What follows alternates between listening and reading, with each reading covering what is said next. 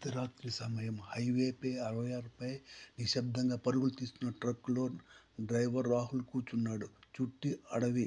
ముందు ఎంత దూరమైనా ఎటు చూసినా వెలుతురు లేదు. ఆకాశంలో చంద్రుడు ఒంటరిగా మెరుస్తూ కనిపించాడు. రాహుల్ తన ట్రక్కు స్టీరింగ్ను గట్టిగా పట్టుకుని ముందుకు సాగుతున్నాడు. రేడియో మ్యూట్ అయింది. ఫోన్ సిగ్నల్ గాయపడింది. ఇది మామూలే అనుకున్నాడు.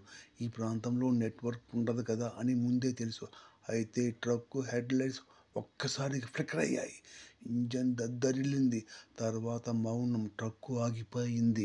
ఇదేం అన్యాయము అనుకుంటూ ట్రక్కు దిగాడు రాహుల్. బ్యానెట్ ఓపెన్ చేయకుండగా ఆకాశం చీల్చే చల్లదనం ఒకసారిగా విరుచుకుపడింది.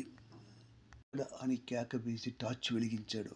పైకి చూచాడు. ఎవ్వరూ కనిపించలేదు. కింద తిరిగి చూచాడు. అదే అక్కడ ఉంది. ఒక ఆత్మ. అది సాధారణం కాదు. దీని శరీరం మొత్తం మెరుపులు పుట్టించే నీలం విద్యుత్ కాంతితో కాంతించిపోతుంది. కళ్ళలో నుండి స్పార్క్ వదులుతూనే ఉంది. కాళ్ళు లేవు.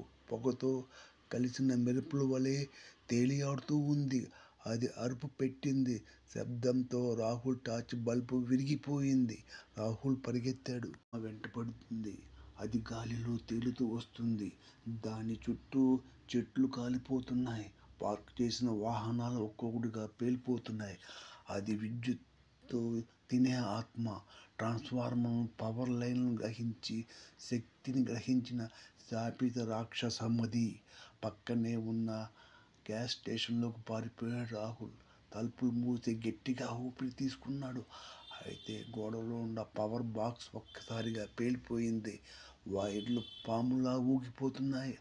ఆత్మ గోడ దాటి లోపలికి వచ్చింది. ఇంకా ప్రకాశిస్తూనే ఉంది. ఇది నా రోడ్. అది కడుపు నిండిన గర్జనతో